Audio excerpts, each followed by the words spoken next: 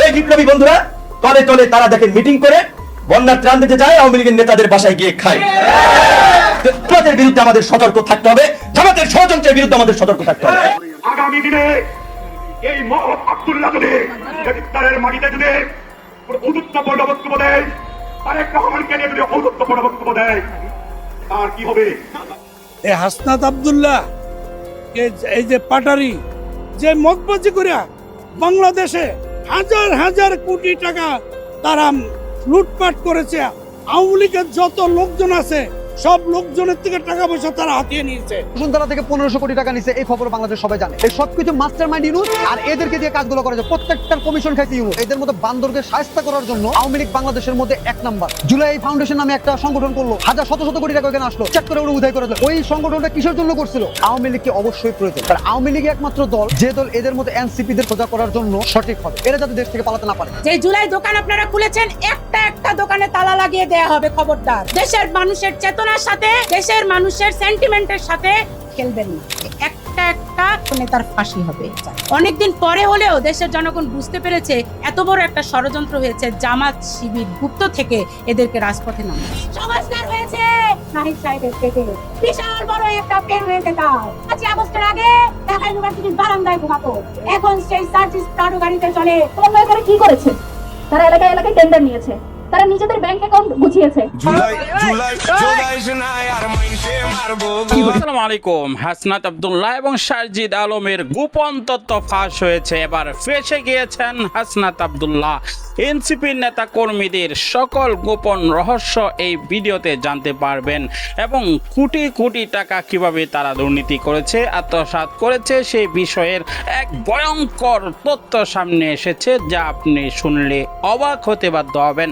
এই ভিডিওটি অত্যন্ত গুরুত্বপূর্ণ। সকলের কাছে অনুরোধ করছি, না টেনে লাইক করে শেষ পর্যন্ত ভিডিওটি দেখতে থাকুন। বসুন্ধরা থেকে 1500 কোটি টাকা নিছে, এই খবর বাংলাদেশ সবাই জানে। এই সবকিছু মাস্টার মাইন্ড ইউনুস, আর এদেরকে দিয়ে কাজগুলো করা যায়। প্রত্যেকটার কমিশন খাইছে ইউনুস। এদের মধ্যে বান্দরকে শায়েস্তা করার জন্য আওয়ামী লীগ বাংলাদেশের মধ্যে এক নাম্বার। জুলাই ফাউন্ডেশন নামে একটা সংগঠন করলো, হাজার শত শত কোটি টাকা এখানে আসলো, চেক করে ওরা উদয় করে দিল। ওই সংগঠনটা কিসের জন্য করছিল? আওয়ামী লীগকে অবশ্যই প্রয়োজন। আর আওয়ামী লীগ একমাত্র দল যে দল এদের মধ্যে এনসিপি দের খোঁজা করার জন্য সঠিক হবে। এরা যাতে দেশ থেকে পালাতে না পারে। এরা 5 তারিখের আগে যে মেধা আর কোঠার নামে বাংলাদেশের মানুষকে যেভাবে করে এরা মিথ্যে প্রলোভন দেখিয়ে বাংলাদেশের সকল মানুষকে রাজপথে নামাইছিল, তারা তাদের কথা দেওয়ার একটা কথাও তারা সঠিকভাবে রাখে নাই। কিছু স্নাইপার দিয়ে সাধারণ জনগণকে হত্যা করে নাম দিয়েছে পুলিশের, এবং কিছু পুলিশকে সাধারণ জনগণের উপরে গুলি চালাতে বাধ্য করে জনগণকে দিয়ে হত্যা করেছে পুলিশকে। এবং পুলিশের গুলিতে যদি একজন মারা যায়, তাহলে এদের দূরের স্নাইপার যে ভাড়া করে স্নাইপার ছিল তাদের গুলিতে মারা গিয়েছে অন্তপক্ষে শত মানুষ, শত সাধারণ জনগণ।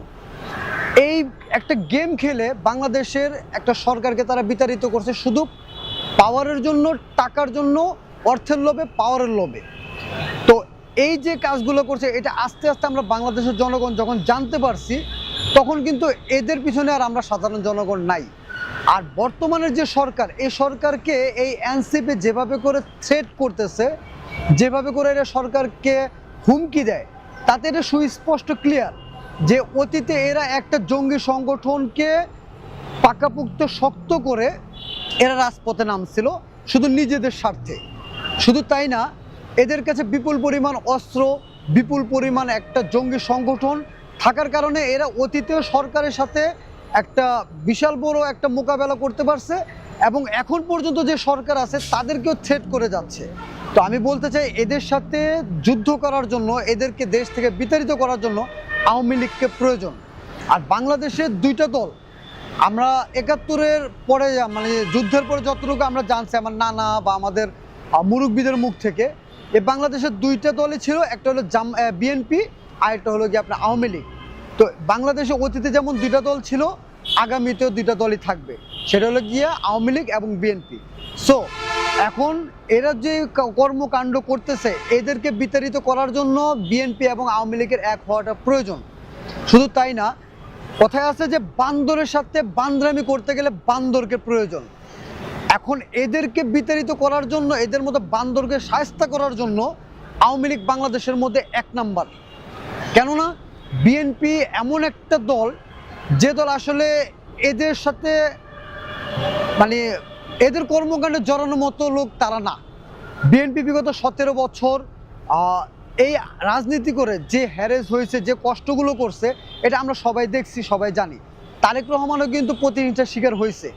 তো এখন এই যে তারেক রহমান আসার পরে এখন যে সে দেশটা ভালোভাবে চালাচ্ছে, এখন তাদের এটা সহ্য হচ্ছে না। কারণ তাদের লুটপাটের রাস্তা বন্ধ, তাদের নিয়োগ বাণিজ্য রাস্তা বন্ধ, এবং কি তারা যে মানুষকে থ্রেট করে সরকার কোনো কাজকর্ম করেন নাই, তাহলে টাকা পয়সা গেল কই?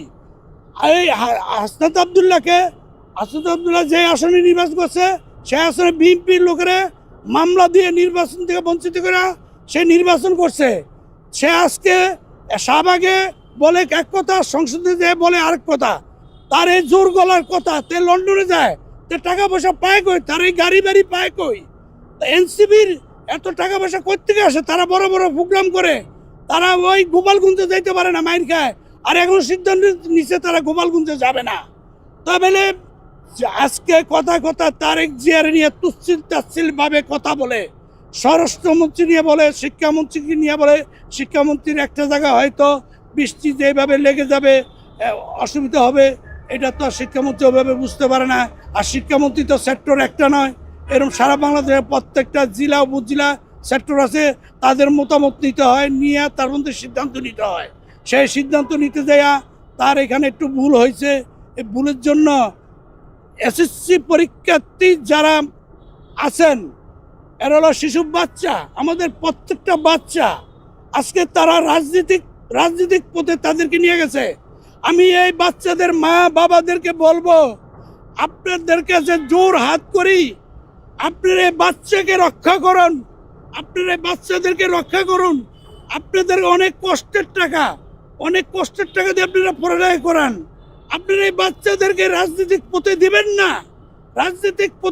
না। আপনারা আজকে এসানুল্লাহ মিলনকে বিদায় করে দিবেন। কালকে আরেকটা শিক্ষামন্ত্রী আসবে, সে কি আপনার বাচ্চাকে ডেলি পরীক্ষা পাস করে দিবে? সে কি আপনার বাচ্চারা ফ্রি পড়াবে? যদি এই ধরনের হয়, তাহলে শিক্ষামন্ত্রীকে আপনারা পদত্যাগ করাইতে পারেন।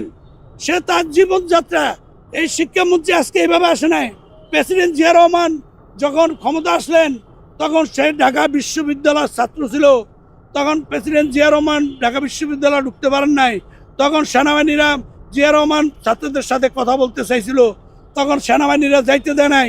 তখন বলতেছে, না, ছাত্ররা আমার ভাই, আমার ছেলে, তাদের কি সমস্যা আমি কথা বলবই। তখন তারা কথা বলতে যায়, এই আসানুল্লাহ মিলনের মতন বহুত লোক প্রেসিডেন্ট জিয়া রহমানের ছেলে হয়ে যান, বন্ধু হয়ে যান, আত্মীয় স্বজন হয়ে যান। আজকে সেই ছাত্র সংগঠন বিএনপির এর শক্তিশালী তখন থেকে হয়েছে। আজকে যে আপনারা এনসিবি হলো হাসিনা একটা ক্ষতি করে গেছে 17 বছর বিএনপির বিরুদ্ধে। দর্শক, সম্পূর্ণ ভিডিওটি দেখলেন, বুঝতে পেরেছেন ভিডিওটি অত্যন্ত গুরুত্বপূর্ণ। আমরা ব্রেকিং নিউজ, তাজা খবর, আপডেট টপিকগুলো আপনাদের মাঝে শেয়ার করি। সকল আপডেট এবং ব্রেকিং নিউজগুলো পাওয়ার জন্য আমাদের চ্যানেলটিকে সাবস্ক্রাইব করে পাশে থাকা বেল বাটনটি অন করে দেবেন, ভিডিওটি সর্বোচ্চ শেয়ার করে দেবেন। বিদায় নিচ্ছি, দেখা হবে অন্য কোনো ভিডিওতে। সেই পর্যন্ত ভালো থাকুন, সুস্থ থাকুন। আসসালামু আলাইকুম ওয়া রাহমাতুল্লাহ।